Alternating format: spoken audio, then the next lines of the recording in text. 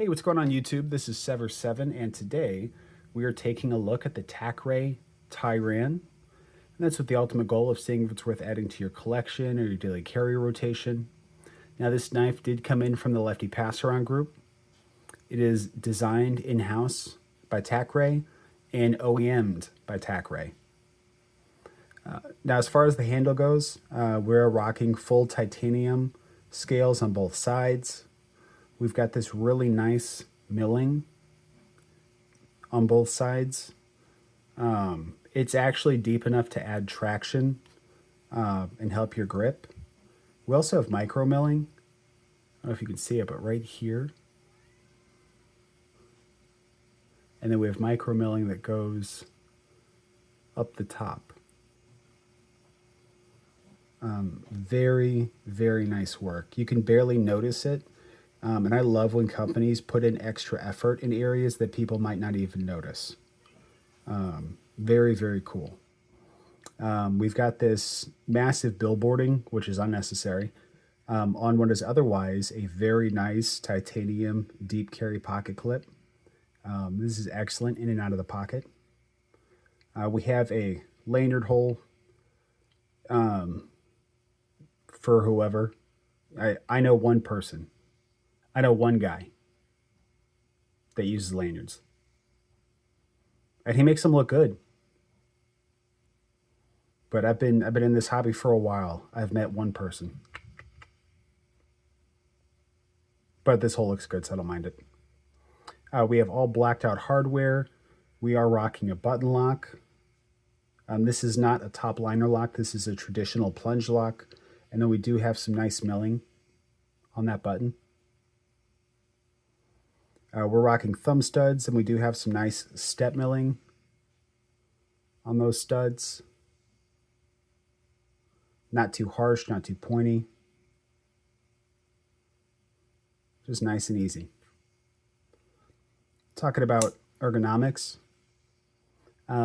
So this is a very neutral handle, and with neutral handles, it's not the perfect fit for anybody, but it's a good fit for most people. And I can say that this falls in line with that. This is a good fit for most people. There's no hot spots. Pocket clip completely vanishes in my hand. I don't even know it's there. Even if I'm feeling for it, I don't know the pocket clip is there. And that's That's thanks to its low profile and just how little surface area it takes up. It kind of blends into your hand, and you don't really, there's nothing there. You can kind of fit your two fingers up in here. You do have a little area to choke up. I wear a large size glove, and I easily get 4-finger grip. I can hammer fist it. I still have some room left over down here. So overall, while not perfect, very comfortable, and to be honest, no hot spots. I'll take it. Now, swapping over to the blade. Oh, actually, let's bounce back a second. I almost forgot to mention the pinch grip. This is a legendary pinch grip. For one, it's all day. Thank you, Tri-State. For two, this is a Tonto. We have a tip there, and we have a tip there. So the pinch grip from this tip to this tip, it's angled perfectly to where you don't have to lift high off the table to get access to this tip or this tip. The way this blade is angled just makes it perfect for an easy pinch grip. You have plenty of clearance from your cutting surface. I know it's hard for you guys to see, but I'm not at risk of any of my knuckles or fingers touching the cutting surface, so I could do precision cuts all day long, just like this. Anything I need precision or control over, or draw cuts, anything.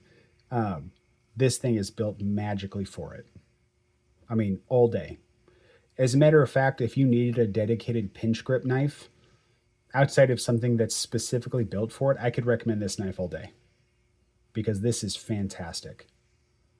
I mean, you get so far up there, and then just the way this is angled. See, I'm already on the ground. The rest of the blade is still off the surface, but this here, it's already touching down. and my hand's off the surface, knife's off the surface. I have plenty of room to move around and do whatever I need to. Absolutely legendary pinch grip. Now, jumping over to the blade, we're rocking ZDP 189. So ZDP 189 is going to have outstanding edge retention and very good corrosion resistance, but it's not very tough, right? But as long as you're not doing anything too crazy, and this does have, this is fairly thin behind the edge, so the geometry isn't helping the toughness at all. But as long as you're not using this knife for anything you shouldn't be, I think you'll be fine, right? If this becomes a Phillips head screwdriver for you, then you're going to run into problems pretty quick. But as long as you're using this for light EDC, opening boxes, letter opening, things like that, then the ZDP 189 is going to be great, right?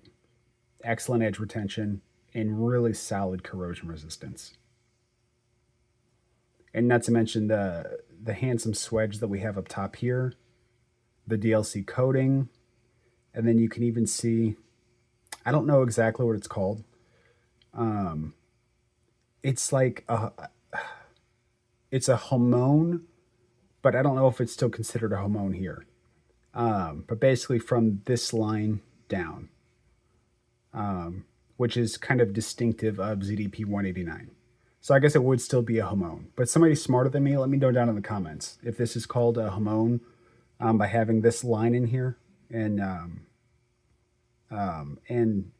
well, you get what I'm saying. I'm not good with words. Just look at that line and look below it, right? This whole section down here by the blade. Is that a hamon? Thank you. All right, now we're going to talk a little bit about, hold on one second. There we go. We had some obtrusion back there, some pocket lint or something. So somebody asked me to talk a little bit about stop pin placement and sharpening life. So if you can see back there, the stop pin is landing well beneath the blade. So like the stop pin is landing way down here. You see where this indent is?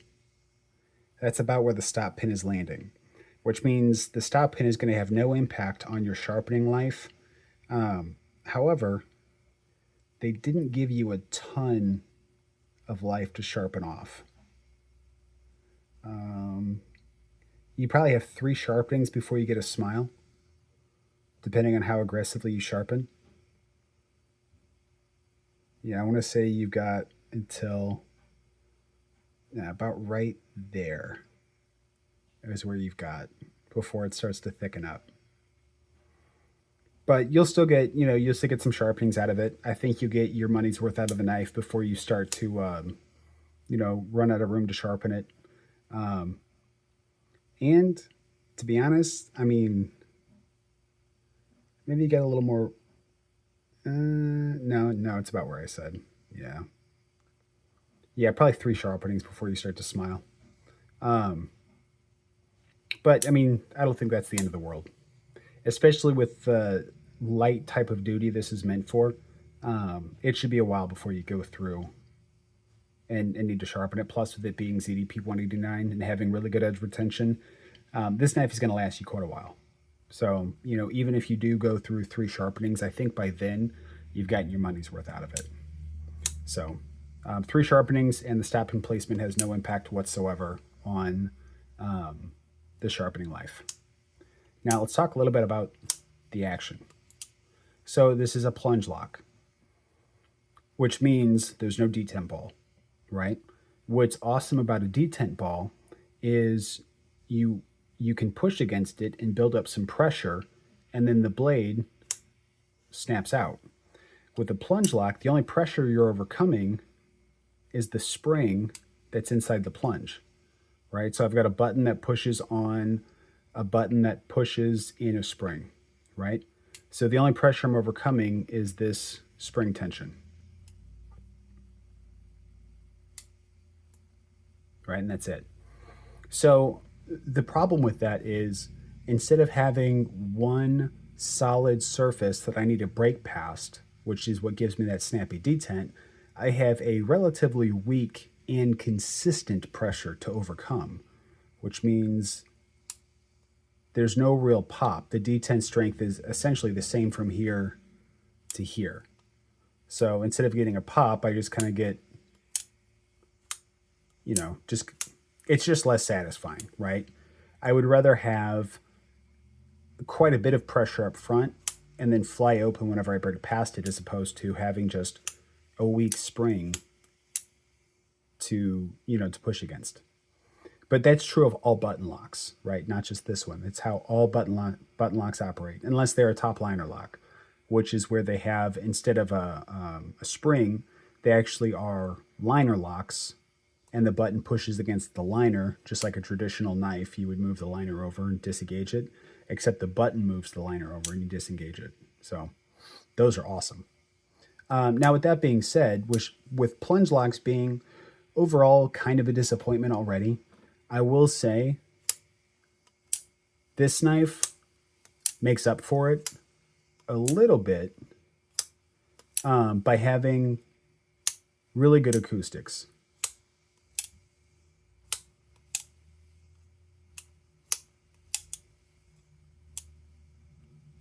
Oh.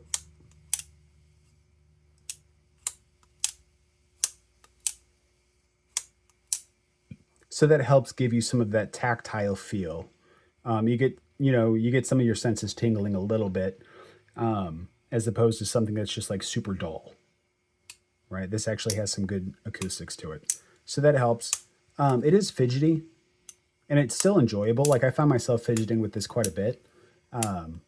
Even though it's just a plunge lock, it's got basically where the thumb stud placement is, gives you a little more resistance to flicking it open because it's so close to the top of the blade. And it's a relatively long blade, so the geometry of the blade plays into the pressure outside of the spring for deployment.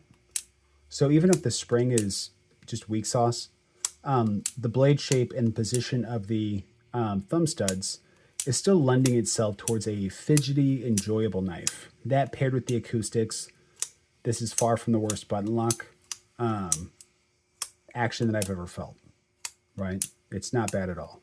I would dare say still enjoyable for a plunge lock, though. Now, as far as specs on this, we're rocking 7.9 inches overall with 3.5 inch blade length, and then we have a blade to handle ratio of 0.8. Now, 0.7 is the bare minimum. At 0.8, it's when we start to encroach on the 50-50 kind of Shirogorov style. We can see that they've crammed just about as much as they can. If you guys can see that.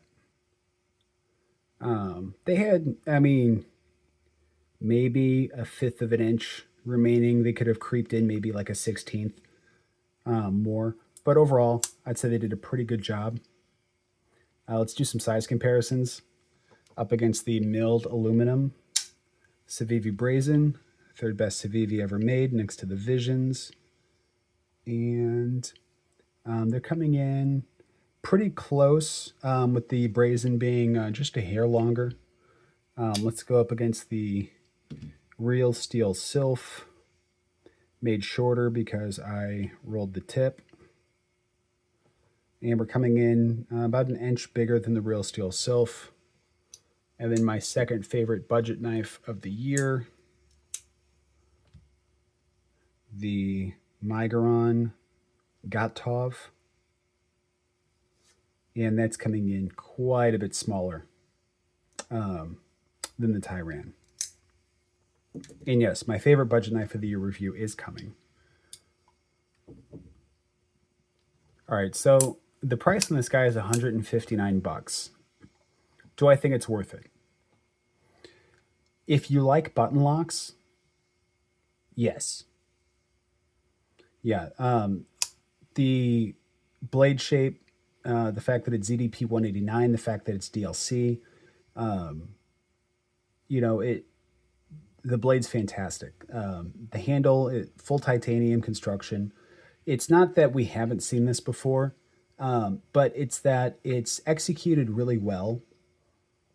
And at 159, that's pretty dang affordable. We don't typically see DLC for 189 or for 159 rather. Even Kaiser's Militaw was like 220, right? And that was like the first widespread DLC anything. So no, I think for now, if you hate button locks, then it doesn't matter what this offers, you're not going to like it, right? But if you're fine with button locks, then I would say hell yeah. Yeah, this knife has a lot of bang for the buck. It's a really good value overall. It's stylish looking, well crafted. I love the micro milling that they have on here. I love the pocket clip minus the billboarding. And as far as button locks go, the action's pretty great.